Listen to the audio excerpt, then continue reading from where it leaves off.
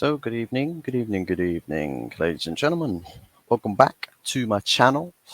Um, a few updates coming out tonight. This afternoon's been a little bit busier. Things have picked up slightly in some areas of Manchester United on the transfer front, but also a little bit on the takeover front as well, which is interesting information to delve into, to deep dive into.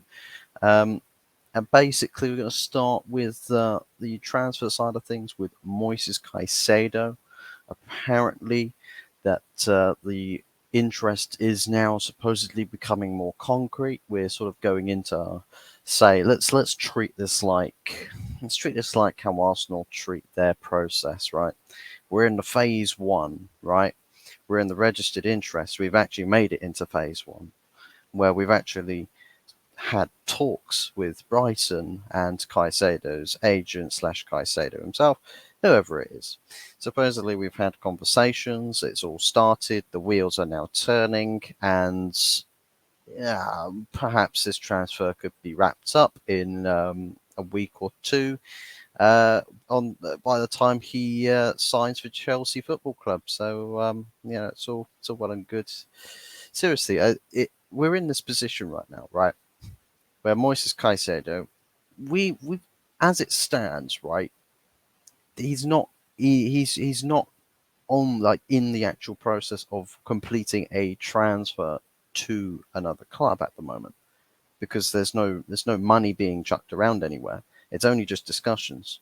So as it stands, we still have a clear run at Moises Caicedo, but we're still tied up on the Mason Mount deal because apparently there's face-to-face conversations going on, and there's supposed um, uh, leeways that Chelsea may plan on giving to Manchester United. They might cave in to the pressure of Murto Madness to actually securing the signature of Mason Mount. Now, I don't know what the legitimacy of that is, but what what I'm seeing and what I'm hearing on the Twitter space, at least, that MUFC have now spoken to Brighton about Moises Caicedo. Chelsea are still favourites in the race, which is pretty obvious. This came via Talksport, so really basically just depends um, what sort of a conversation has happened. Basically, MUFC are expected to formally approach Brighton in regards to midfielder Moises Caicedo after making initial contact this week. So Brighton are expecting something, and we're almost wondering: should we expect something? Should we expect something? Should we expect something from Manchester United to go do what they need to do to sign Moises Caicedo? I'm not too sure. I'm not too confident. I don't believe in the ability of my board to actually getting this Caicedo deal done. But go prove us wrong. Go prove us wrong. You know, we've heard pretty much the past 24, 48 hours that everything is so impossible to do, given the circumstances on the takeover, given the circumstances of FFP, or the problem where we've got no money available. But then there's also the contradictory reports saying that we've got 120 million to play around with. I'm pretty sure you can sign Moises Caicedo for well within 120 million. So regardless of what sales happen or anything at all, you could sign a pretty big, important player. You could. You really could. It seems quite simple. A really important player, secure his signature, get him in through the door, and you can take some time, take a little bit of time to process your sales, get players out the door, sort them out with other clubs and destinations to go to. You can sort out all of those things, and then you can worry about all the other positions straight afterwards. It would seem simple to say this, and you would assume that as simple as it is said, should be relatively simple to do in action. But knowing this board, we are currently sat a very long way behind a lot of the competition. City have got two players in. Tottenham have essentially got two players in with their goalkeeper keep forgetting his name, and James Maddison as well. That's apparently just hit the here we go officially. Um, and they're working on a third signing. Liverpool got a one player in through the door with Alexis McAllister, with using a hidden release clause that anyone who was actually serious about signing Alexis McAllister probably would have found out about. So it's just a lack of education from our board. If they had any interest in Alexis McAllister, that they didn't find that clause in his contract. But Liverpool, they've already signed a player. They're working on more deals as we speak. They've got 3-4 names linked to them at the moment. Chelsea, they're doing the sell to buy at the moment. They've even signed a few players, probably not first team starting quality players, but players nonetheless. And they're in the process of solving their squad issues that they had endured last season. And Arsenal signed Kai Havertz, pretty much have got a clear run at Declan Rice now. So I'm sure they'll get that wrapped up really, really soon. Urian Timber as well is on the way in. That deal's probably very close to agreement now. And Newcastle, I mean, we might as well start including Newcastle in this, big club talk, because with as soon as you're backed by endless stacks of cash and a board that's actually got a bit of ambition to become or to grow their club into something massive and successful, makes all the sense in the world that you should start including them in the conversations early, because they're shopping in our market. They're shopping in the big clubs market as well, because that's kind of how you get there. Shop in the same market, pick your targets off of your rivals, and then happy days. Take their place in the league tables and league standings, and in club stature as well. So all of the nearest and dearest, as it would seem, with other clubs in the Premier League, seem to be working towards something good. They're all working towards something good. The one club that so far in this league has not been working, not working towards anything, just not working. It's Manchester United, and the amount of deflection that's been going on in the press with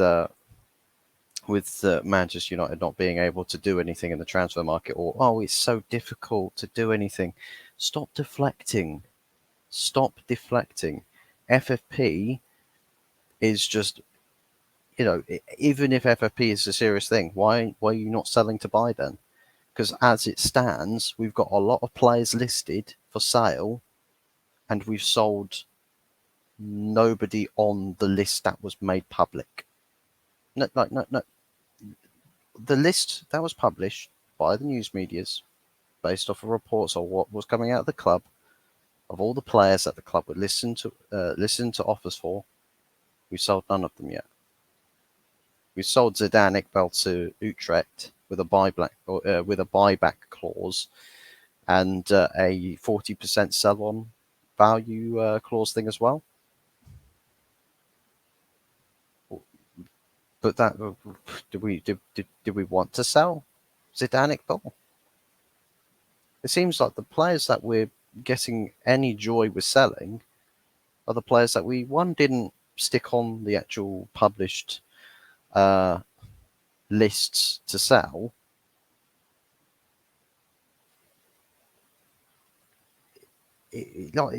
It's just, it honestly, it baffles me. This whole situation just completely baffles me. I mean, half of the players on the list that we've got on the published list that the club's going to listen to offers for, half of them I can't imagine, like, the values that they've stuck alongside those players. I just can't see it with half of these players, and it's one of those things where I think you just got to cut your losses, and don't cry about losing a player that for dirt cheap when you spent lots of money on them, because that's how you end up in FFP troubles. That's how you end up in FFP troubles. but you need to solve this problem. You need to solve this problem. What was it? The past like four summer transfer windows, I think it was. We've accumulated about 67. I think was it 67 million pounds in accumulated sales over the past four summer transfer windows for sales. Right, that's ridiculous. That's absolutely ridiculous. And we need to be doing better on the on the market front, buying and selling. But I mean, we've got in terms of buying, we've got a clear chance. We got a clear chance at Moises Caicedo, a player we need, a player that's within, you know, affordability range.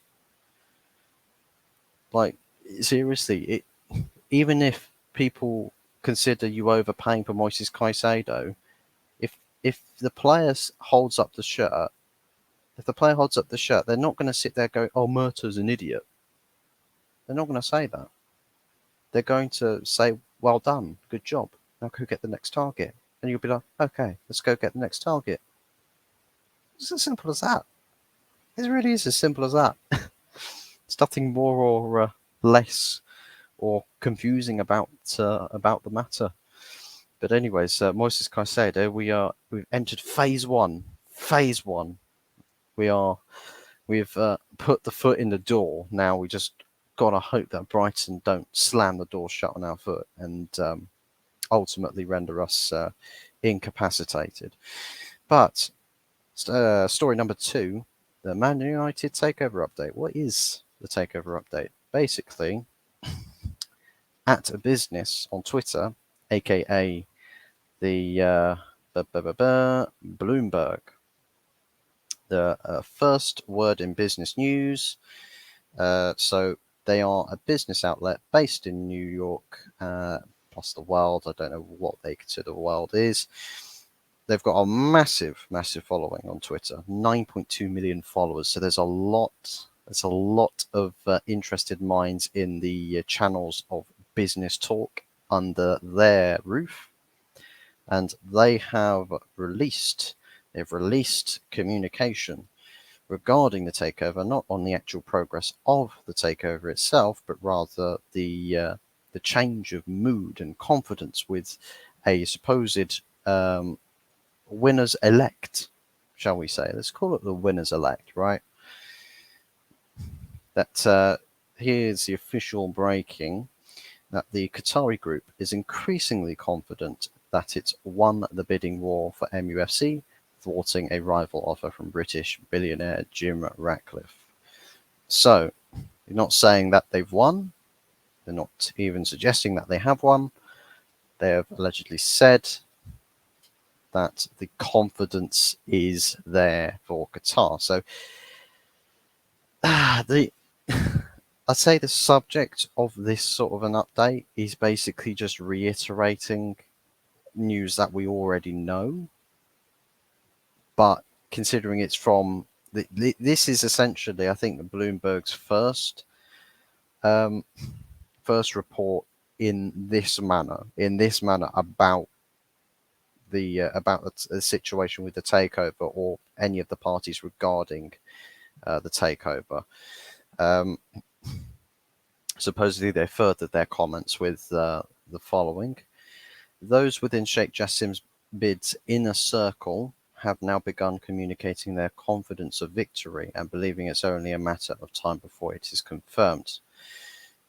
Now, I was on the Twitter space with Ben Jacobs earlier on the United Stand Twitter thing, because where I follow them, they post their Twitter spaces and you can go and join and hear from whoever it is that's speaking in the groups. So Ben Jacobs basically came out and said, well, I'm not going to go through everything that Ben Jacobs said, but essentially one of the points that he did highlight in what he said was to do with the whole exclusivity side of things, and people are waiting to hear, oh, who's going to be given exclusivity? But apparently, according to Ben Jacobs here, that the aim here is not specifically to grant exclusivity to any of the bidders. because they want to keep the process as inclusive for all parties involved in the takeover as possible. So they don't want to turn this into a closed shop, essentially, is what they're trying to say. And if they're keeping it as open as possible, that means that if a winner gets selected, the next piece of information won't be, like the next announcement from the Rain Group, won't be to do with who's getting into basically the winning position, right? The next update from the Rain Group is the actual final decision. So we are literally on the cusp, essentially, of the conclusive communication to the whole takeovers process, the whole thing. Now, the Glazers could say to Rain Group, announce Qatar, but then they've also said the same business account, Bloomberg, also did give the stark warning that there is still possibility that the Glazers rule out any possibility of a sale. That they turn around and say, "No, we're actually going to stay, but we're going to invite, lesser, minority investment to pay off different elements of this club that we're indebted to, such as renovating the stadium, such as renovating the training grounds and all that sort of stuff." So nothing would change if they opt to go for minority investment, barring a slight renovation. And the thing is I'm quite terrified of what this money being set aside for a stadium renovation would look like, because God only knows what they'd have in mind, or if they, in terms of stadium renovation, they mean, oh, well, they'll just replace the roof. They'll probably do something so minimal, but because they don't want to spend more than £1 on this football club, they want other people to spend the money for them. The problem is that they've had this idea in mind for a very, very, very, very, very long time, and it's not worked. So now this process, I think, this process could be the case that they've just sucked everyone in to draw the bidders to come in, to draw the minority investment to come out, because the way they were probably doing it before wasn't working. So they said, well, let's incorporate this sale process to induct minority investment to essentially force people to put money into the club. But with the way things are going and their business ventures, I think one of the ideas that they had in mind, that they thought, well, we could really make Man United's price and value, skyrocket, is probably using the idea of the European Super League. That was probably the masterpiece of the game plan, was to incorporate something to do with the Super League. But the problem is the Super League is essentially dead. The European Super League is essentially now dead. And I think this is sort of tied in to part of this process, which makes me doubt that the Glazers are opting for the most cynical option possible by trying to lure minority bids in to stay at the club. Because for me, at least from my perspective, and I think from most fans' perspectives, it would be just such an anti-practical decision to make, to go and hold on to a club where you're running into troubles at every single turn. Now, the ownership and Glazers do not care about what the fans think. They just don't care. But the problem is technically they should care. And they should care a whole heck of a lot more than what they have been over the years. Because the fans, they can't directly they can't directly force Glazers to sell and all that. The Glazers have plans with what they want to do for Manchester United. They've got the plans. It doesn't involve the betterment of the club. It involves using the club to fill their pockets. But that's the problem. Man United, they can't fill your pockets that much anymore. They can't get you the money that you want. Can't get you the money that you need. So it's a bit of a liability to be holding on to, but the asset that doesn't make you any money anymore, does it? So perhaps it's high time that they come to this conclusion that they sell the club and they move it on.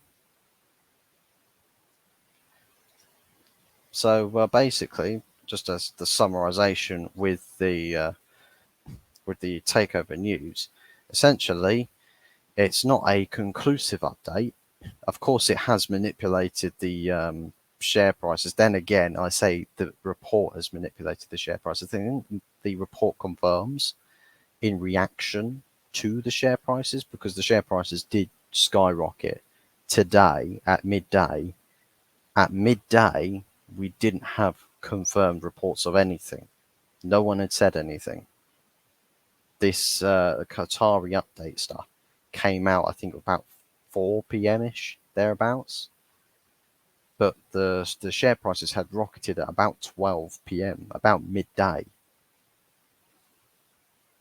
So whatever that means, basically. But you guys let me know what you think. Whether you think with this whole takeover saga, if this Bloomberg reports from a Business Insider, and that's the thing is we should remember is that Bloomberg reporting this is not like a football journalist. It's not like Fabrizio Romano reporting. It's not like Ornstein or Luckhurst or anybody in that category. It's not like they're reporting on it. It's not like that at all. See, business outlets, when they report on something to do with a football club, is to do with the business acumen, is to do with the business side of things. And I think what we're looking at right now is, Business Insiders getting some of this hallway talk, and this is what it's translated into, basically. So, fingers crossed that it is the curtain call for this takeover process, and that it is favouring Sheikh Jassim and Qatar, and that very, very soon we should be getting some form of communication and announcement, and that it be that Sheikh Jassim, touch wood, my wooden desk and the wooden drawers next to me, touch wood, that it's Qatar winning, and we start a new era as soon as possible. But let me know on your thoughts and feelings below about these matters. Don't forget to free hit the likes.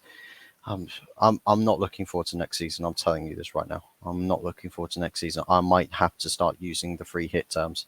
Every game is a free hit until I can be guaranteed that my club is taking stuff seriously and that we are being serious.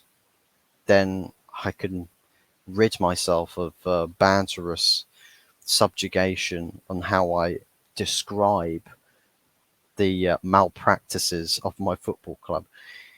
Fingers crossed that we can actually call it a day on that, and now we can start talking about how Man United is going to be successful, when we're going to be successful. We can start talking trophies again. We can start talking and speculating about transfers and getting excited, genuinely excited about transfer deals and all things to do with Manchester United. We're just looking forward to the day. But yeah, I'm going to wrap this up now. I don't want this to be too long. But yeah, once again, let me know your thoughts and feelings in the comment section below. Do be sure to destroy the like button if you can, if it's possible, if the like button can be destroyed. And if you're not subscribed already, please do so. It massively helps this channel towards getting off the ground and getting some flight time, getting some air time. But anyways, that's it for me today. Most likely, I mean, I can't guarantee that there's not going to be something breaking later on, but maybe there is, maybe there isn't. But that's it from me today, and thanks for watching, and we'll see you again tomorrow. Ciao.